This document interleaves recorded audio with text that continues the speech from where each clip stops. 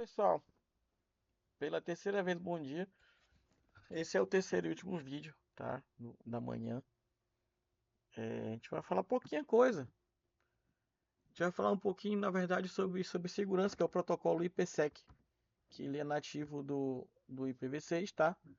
Veio com essa novidade, o protocolo IP versão 6 em relação ao protocolo IP versão 4, tá? O DNS, que também difere um pouco, né? A gente não vai entrar em detalhe, que eu já falei, se eu tenho uma disciplina só sobre IPv6, tá?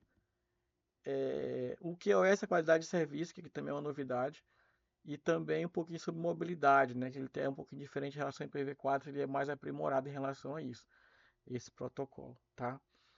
E aí daqui a pouco eu vou disparar a última atividade também para vocês fazerem.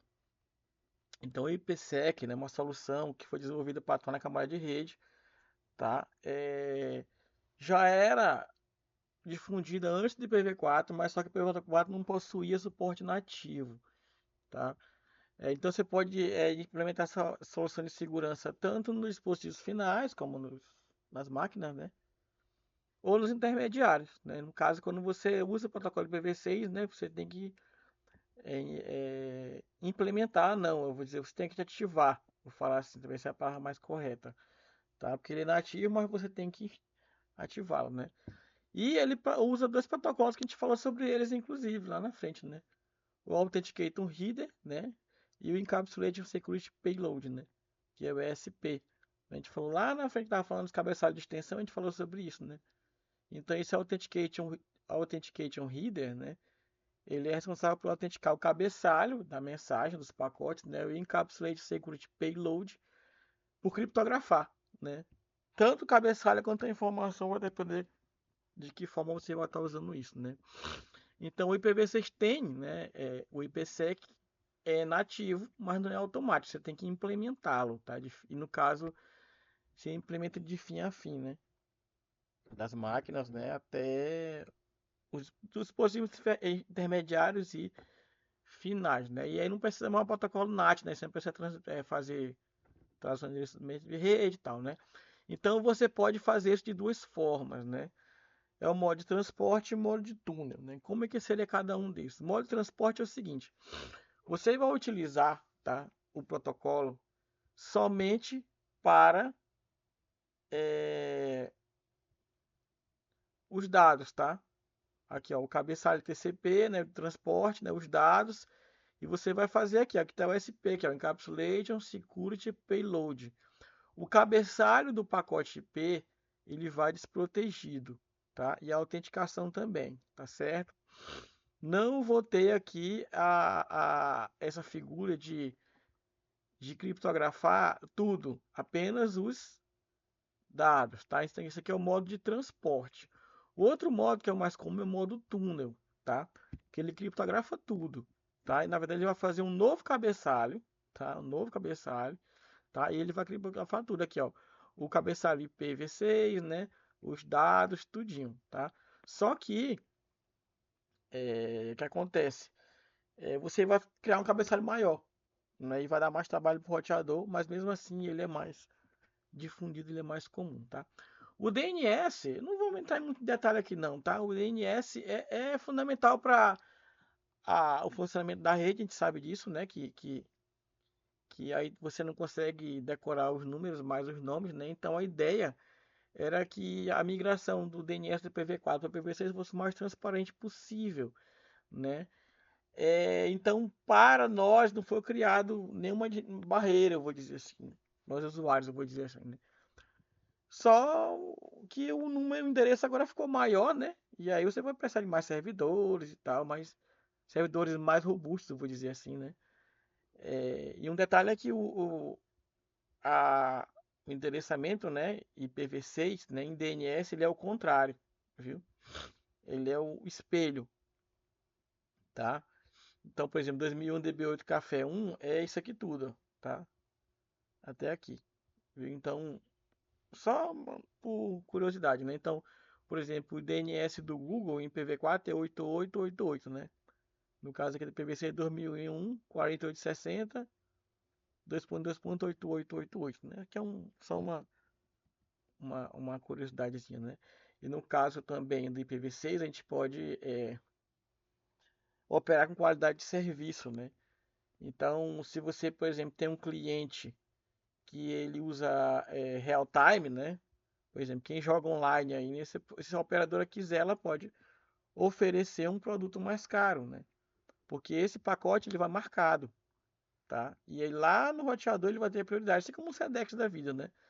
E se for bem nos melhores esforços que a nossa internet, né, é comum, né? Vai atrasar um pouquinho, mas vai chegar, né? Então, isso aqui é uma coisa que já vai, vocês vão ter, disciplina de qualidade de serviço de rede, que vai falar muito sobre isso daqui, tá? E eu acho que isso aqui é um diferencial hoje em dia, tá? Então, por exemplo, quem trabalha com UDP, né, aplicações de mídia, né, que usa um fluxo grande de pacotes, né? Então, esses pacotes são marcados, né? Vão labelizados, como a pessoa fala, né? Label é como se fosse rótulo, né? E lá no roteador ele vai ter mais prioridade, eu vou dizer assim, né? Ou não, né? Vai depender do que vai ser oferecido, né? Então, a Cisco iOS, né? Os roteadores da Cisco têm uma solução, né, que é bem interessante fazer para configurar o iOS, né? Ele vai classificar o tráfego, vai fazer uma política, né, no roteador e ele vai, logicamente, colocar como prioridade apenas os pacotes que tem a classe 0, né? E depois a classe 1, classe 2, a classe 3 até a última, né? Outra coisa interessante também que a IPv6 tem, né, é em relação à mobilidade, né? Quando o IPv4 foi concebido, não se tinha ideia de que se ia existir tantos dispositivos móveis como existe hoje, né? Hoje tem mais um dispositivo móvel que o dispositivo fixo, né? Então, o IPv4 ele é deficiente no quesito mobilidade, né? Tanto que quando você sai de um access point para outro access point na mesma rede, geralmente você cai, né? Então, no IPv6, né, foi criado o protocolo MIPv6, né? Móvel IPv6, né? Então, cada nó, cada host, né, cada celular, cada notebook, tablet, né, ele passa a ter dois endereços IP. O primeiro, que é da rede onde ele foi registrado, e o segundo é um endereço dinâmico, tá? Que ele vai mudando à medida que o nó vai se deslocando entre as redes, né? Então, esse segundo endereço dinâmico, né, ele está conectado nas outras redes também, né? E aí você não cai mais, né? A não ser que não tenha mais espaço, não tem endereço disponível na rede próxima, né? Mas isso é bem improvável de acontecer. Então o IPv4 tem essa funcionalidade bem legal, né? Mas a gente vai estudar muito isso aí lá na frente, tá? Então o primeiro endereço é chamado de ROA, né? Que é o endereço da rede nativa, né? E o segundo é chamado de COA, né?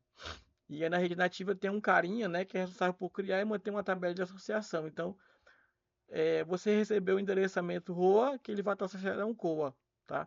Então onde você vai andando, né? O ROA daquela rede próxima, né? Vai receber esse cara aqui, ó. E vai saber de que rede, ele veio dessa rede aqui, né? Então isso vai servir até de passo a passo, né, por onde é que você está andando, né? O teu host, né? Que você está se movimentando e ele está saindo de uma rede, chegando em outra, vai passando e por aí vai. A gente vai ter muito para estudar sobre isso aqui, tá? Então, pessoal, finaliza aqui esses três videoaulas. Eu peço desculpa por não estar presente hoje, tá? Mas eu estou chegando aí já já para a gente continuar essa aula, tá? E a gente vai falar agora à tarde de roteamento, tá? É teórico também, uma primeira parte. A segunda parte vai ser sobre roteadores no Packet Tracer, como é que a gente cria senha, como é que a gente habilita, como é que a gente coloca interface física serial, tá? Que aí amanhã a gente vai falar sobre roteamento estático e dinâmico, tá? Também amanhã é só Packet Tracer, domingo é só Packet Tracer, tá? Tanto no IPv4 quanto no IPv6, tá? A gente vai fazer dois exemplos, né?